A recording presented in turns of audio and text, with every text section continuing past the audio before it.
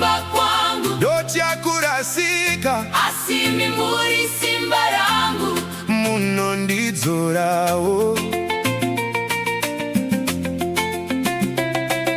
Ndoda kugonawo kuregerera vano nditadzirawo, sex muno regererawo, vano kutadzirawo Ishe Jesu. ndoda Mwari, muyamuri wangu, muno ndidzorawo.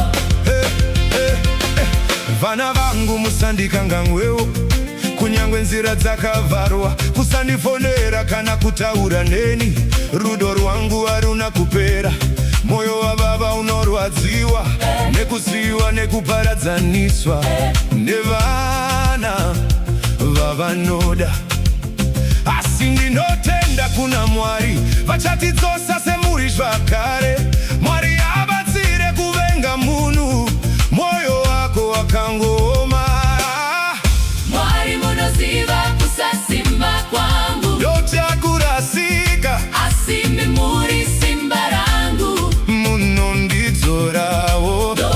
ndoda kugonawo, Kuregerera vano nditadzirawo, sezva munoregererawo. vano kutadziraiwo Ishe Jesu, Ndoda Mwari, muyamuri wangu, muno ndidzorawo.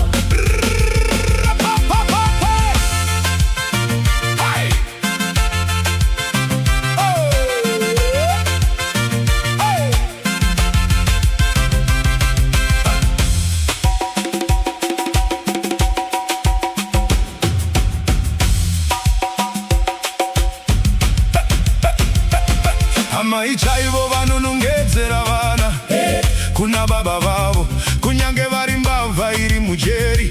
Utsinye haubvi kuna Mwari, asi kuna Satani anoparadza, anosvibisa moyo womunhu kuti rudo rushanduke kuve ruvengo. Hakuna baba namai Vanopinda muwanano, vachiti vazorambana, Satani anowisa mburi, dziparadzane. Rudo ndirwo runovaka muri, ruchiporesa maronda moyo. Mwari munoziva kusasimba kwangu, Ndotya kurasika asimi muri simba rangu, muno ndidzorawo. ndoda kugonawo, Kuregerera vano nditadzirawo, sezva munoregerera. vano kutadziraiwo Ishe Jesu, Ndoda Mwari, muyamuri wangu, muno ndidzorawo. Mwari nenguva vachatiunganidza, misodzi yose ichapera, tichaparadzwa kare semuri.